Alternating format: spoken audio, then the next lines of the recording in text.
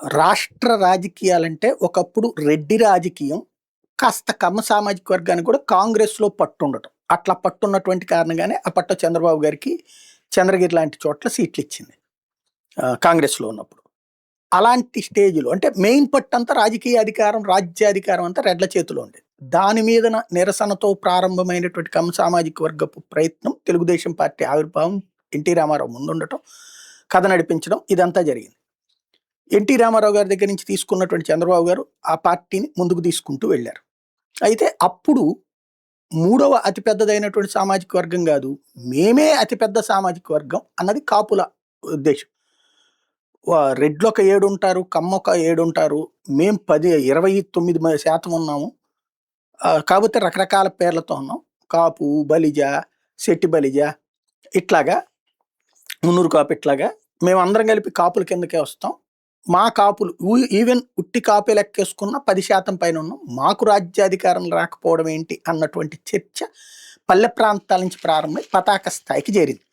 ఆ టైంలో దాన్ని ఇంకోటి అప్పట్లో వంగవీటి రంగాని టార్గెట్ చేస్తూ దేవినేని రాజకీయం నడపడం, దేవినేనికి రాజకీయ అధికారం ఉండటంతో వంగవీటిని వెంటాడటం, దాంతో కాపులకి రాజ్యాధికారం అన్నటువంటి కాన్సెప్ట్ మొదటిసారి తెర మీదకి వచ్చింది.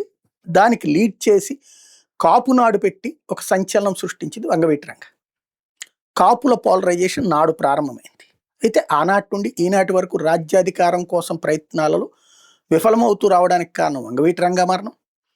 ఆ తర్వాత ముద్రగడ్డ లాంటి వాళ్ళు ఉట్టి ఒక్క కులం వరకే తీసుకుని వెళ్ళడం వల్ల సక్సెస్ కాకపోవడం. ఇప్పుడు కమ్మ సామాజిక వర్గం, రెడ్డి సామాజిక వర్గం లీడు ఒకళ్ళు ఉంటారు, అన్ని కులాలని కలుపుకెళ్తారు. వీళ్ళు అలా కలుపుకెళ్ళలేకపోవడం వల్ల ఆయన ముద్రగడ తనే ఓటమి పాలవడం, ముద్రగడ్డది పక్కకి వెళ్ళిపోయారు.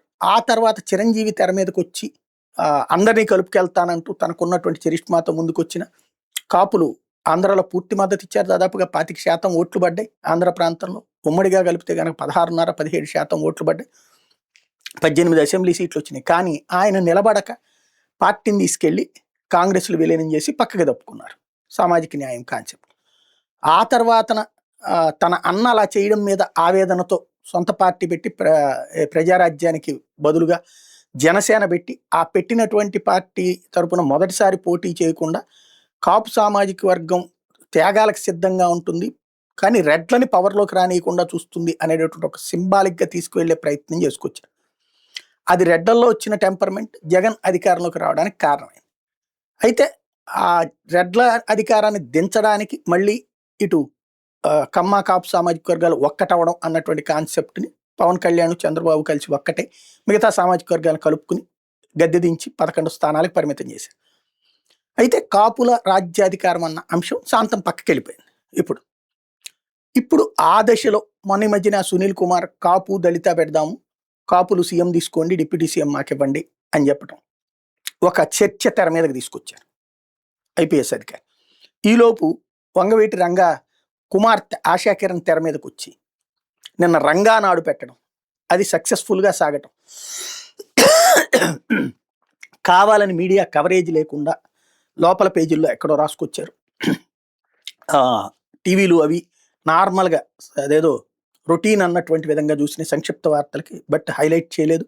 కానీ ఆవిడ నిన్న మాట్లాడినటువంటి కాన్సెప్ట్ అన్నది కీలకమైనటువంటి విషయం. వంగవీటి రంగా వారసత్వాన్ని నిలబెట్టాలి ఒక ఎత్తు అయితే, అక్కడ స్టేజీ మీద ఇద్దరు, కృష్ణయ్య, రంగా కుమార్తె ఆశాకిరణ్. కృష్ణయ్య ఇప్పుడు బీజేపీ వాస్తవంగా తెలంగాణలో బీసీ ప్రభుత్వం, ఆంధ్రాలో కాపు ప్రభుత్వం అన్నటువంటి ఆలోచనలో ఉంది.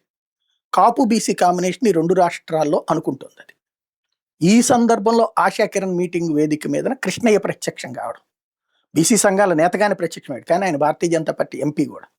ఈమె కూడా ఈ కొత్త కాన్సెప్ట్ బీసీ కాపు కాన్సెప్ట్ ఏమన్నా తెర మీదకి తీసుకొచ్చేటటువంటి దాంట్లో ఉందా, ఓవరాల్గా ఒక కొత్త చర్చకైతే తావిచ్చింది. ఇప్పటికే 2 కొత్త ఆల్టర్నేటివ్ చర్చలు. ఒకటి సునీల్ కుమార్ చెప్పినట్టు కాపు ఎస్సీ, ఇప్పుడు కాపు బీసీ ఎస్సీ, ఇది ఇంకోటి. బట్ బీసీల్లో తెలుగుదేశం స్ట్రాంగ్ హోల్డ్, దాన్ని తీయడం కోసం అనేక పదవులు ఇచ్చి వేలాది పదవులు ఇచ్చాడు జగన్మోహన్ రెడ్డి.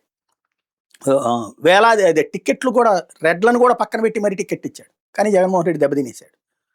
మరి ఇలాంటి సందర్భంలో తెలంగాణలో కూడా బీసీ ముఖ్యమంత్రి అని వెళ్ళినప్పుడు టీడీపీ వల్ల కాలేదు. ఇప్పుడు కూడా బీసీలు అత్యధికం అని చెప్తూ అక్కడ చివరికి రెడ్డి రాజ్యమే నడుస్తుంది. ఇలాంటి సందర్భంలో కొత్త కాంబినేషన్ 2 తెలుగు రాష్ట్రాల్లో తీసుకురావాలనుకుంటుంది భారతీయ జనతా పార్టీ మాత్రమే. అయితే అది ఇక్కడేమో అలయన్స్‌లో ఉంది. అక్కడేమో ఇంకా అధికారానికి పోటీకి ఆమడ దూరంలో ఉంది. రావాలనుకుంటోంది. అది మోడీ గారు గట్టిగా పట్టుకుంటున్నారు కాబట్టి. ఏం జరుగుతుంది రాజకీయం చూడాలి.